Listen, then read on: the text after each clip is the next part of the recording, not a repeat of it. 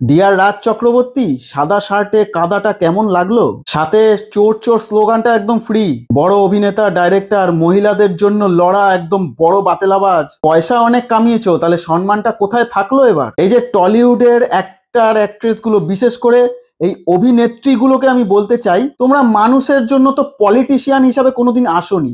যারা পলিটিক্স অনেক পুরনো দিন ধরে করছে, মানুষের গোড়ায়, মানুষের ঘরে গিয়ে তাদের সমস্যা জানে, পলিটিক্সের সাথে জড়িত, তোমরা তো সেটা করনি। তোমরা অভিনয় করছো বা অভিনয় করতে, এখন তো তোমাদের অবস্থা খারাপ।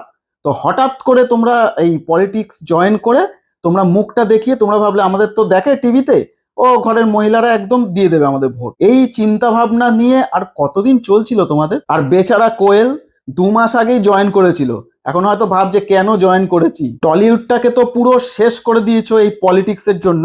এমনিতেই তো যত ভুলভাল, মানে অ্যাক্টিং জানে না, ট্যালেন্ট নেই, সেইগুলো টলিউডে ভরে গেছিল। আর সেইগুলোই এই কাজ পাচ্ছে না, বা যারা শিরদাঁড়া উঁচু করে কাজ করছিল, যাদের ট্যালেন্ট অ্যাকচুয়ালি ছিল, তাদেরকে কাজ করতে দেওয়া হচ্ছিল না। তো এরা তো এমনি কাজ পাওয়ার যোগ্য না, সেইগুলো এই পলিটিক্সে ঢুকে টাকা তো কামাতে হবে, এদের বিলাসিতা তো অনেক বড়। তাই সেই টলিউড লেভেলে ইনকাম করার জন্য মানুষকে লুটবো বলে সেই পলিটিক্সে ঢুকেছিল।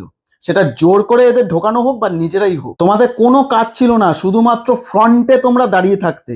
কোনো নলেজ নেই কিভাবে কি একটা সরকার চালাতে হয়, কিভাবে, কোনো নলেজ নেই। তোমরা শুধু সেই ফ্রন্টে দাঁড়িয়ে টাকাটা নেবে, যেভাবেই হোক, সেটা সরকারের, গভর্নমেন্টের, মানুষের ট্যাক্সের টাকা, সেটা তোমরা সেটাকে পার্মানেন্ট ধরে নিয়েছো। লজ্জা করে না? যেই টালিগঞ্জ ইন্ডাস্ট্রি একটা সময় ভারতের গর্ব ছিল, মুম্বাইতে পর্যন্ত সে রাজ করতো বাঙালি অ্যাক্টর অ্যাক্ট্রেসরা, সেই টলিউডের আজকে কি অবস্থা? মানুষের জীবনযাত্রা তো আছেই, সাথে টলিউডটাকেও পলিটিক্স ছাড়লো না।